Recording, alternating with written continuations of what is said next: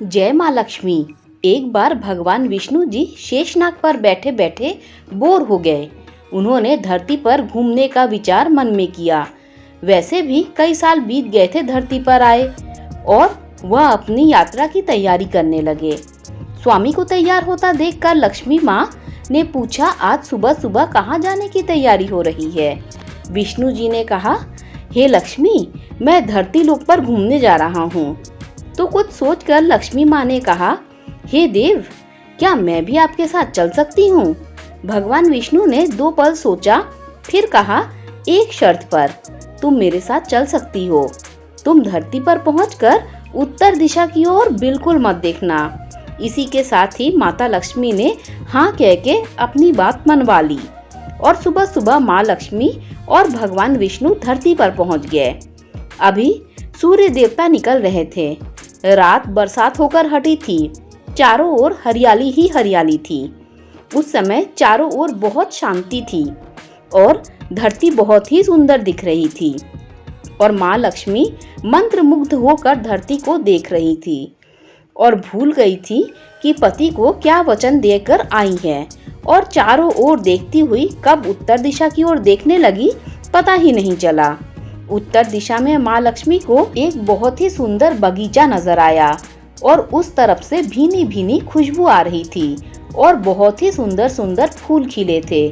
यह एक फूलों का खेत था, और माँ लक्ष्मी बिना सोचे समझे उस खेत में गई और एक सुंदर सा फूल तोड़ लाई।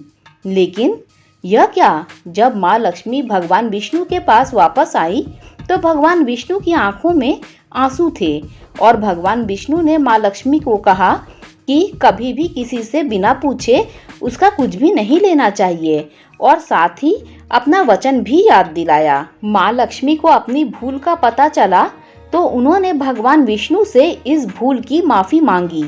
तो भगवान विष्णु ने कहा कि जो तुमने भूल की है उसकी सजा तो तुम्हें जरूर मिलेगी। जिस माली के खेत से तुमने बिना पूछे फूल तोड़ा है, यह एक प्रकार की चोरी है। इसलिए अब तुम 3 साल तक माली के घर नौकर बनकर रहो। उसके बाद मैं तुम्हें बैकुंठ में वापस बुलाऊंगा। माँ लक्ष्मी ने चुपचाप सर झुकाकर हाँ कर दी, और माँ लक्ष्मी एक गरीब औरत का रूप धारण करके उस खेत के मालिक के घर गई। घर क्या, एक झोपड़ा था, और मालिक का नाम माधव था। माधव की बीवी, 2 बेटे और 3 बेटियां थी। सभी उस छोटे से खेत में काम करके किसी तरह से गुजारा करते थे। माँ लक्ष्मी जब एक साधारण और गरीब औरत बनकर जब माधव के झोपड़े पर गई तो माधव ने पूछा, बहन, तुम कौन हो और इस समय तुम्हें क्या चाहिए? तब माँ लक्ष्मी ने कहा, मैं एक गरीब औरत हूँ। मेरी देखभाल करने वाला कोई नहीं है। मैंने कई दिनों से खाना भी नहीं खाया। मुझे कोई भी काम दे दो, साथ में मैं तुम्हारे घर का काम भी कर दिया करूंगी। बस मुझे अपने घर के एक कोने में आसरा दे दो। माधव बहुत ही अच्छे दिल का मालिक था। उसे दया आ गई, लेकिन उसने कहा, बहन, मैं तो बहुत ही गरीब हूँ। मेरी कमाई से मेरे घर का खर्च मुश्किल से चलता है। लेकिन अगर मेरी 3 की जगह 4 बेटियां होती तो भी मुझे गुजारा करना था। अगर तुम मेरी बेटी बनकर जैसा रूखा सूखा हम खाते हैं उसमें खुश रह सकती हो तो बेटी अंदर आ जाओ। माधव ने माँ लक्ष्मी को अपने झोपड़े में शरण दे दी, और माँ लक्ष्मी 3 साल उस माधव के घर में नौकरानी बनकर रही। जिस दिन माँ लक्ष्मी माधव के घर आई थी, उससे दूसरे दिन ही माधव को इतनी आमदनी हुई फूलों से कि शाम को वो एक गाय खरीद लिया। फिर धीरे धीरे माधव ने काफी जमीन खरीद ली, और सब ने अच्छे अच्छे कपड़े भी बनवा लिए, और फिर एक बड़ा पक्का घर भी बनवा लिया। बेटियों और बीवियों ने गहने भी बनवा लिए, और अब मकान भी बहुत बड़ा बनवा लिया था। माधव हमेशा सोचता था कि मुझे यह सब इस महिला के आने के बाद ही मिला है। इस बेटी के रूप में मेरी किस्मत आ गई है। और अब 2 से 5 साल बीत गए थे, लेकिन माँ लक्ष्मी अब भी घर में और खेत में काम करती थी। एक दिन माधव जब अपने खेतों से काम करके घर आया तो उसने देखा, घर के सामने द्वार पर एक देवी स्वरूप गहनों से लदी एक औरत को देखा। ध्यान से देखकर पहचान गया, अरे यह तो मेरी मुंह बोली चौथी बेटी यानी वही औरत है, और पहचान गया कि यह तो माँ लक्ष्मी है।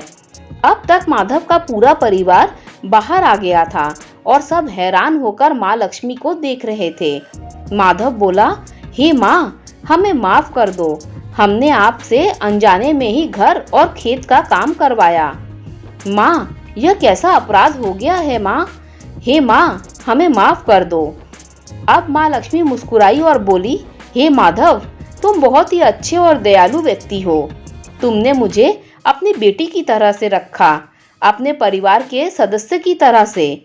इसके बदले में मैं तुम्हें वरदान देती हूँ कि तुम्हारे पास कभी भी खुशियों की और धन की कमी नहीं होगी। तुम्हें सारे सुख मिलेंगे जिसके तुम हकदार हो। और फिर माँ अपने स्वामी के द्वारा भेजे रथ में बैठकर बैकुंठ चली गई।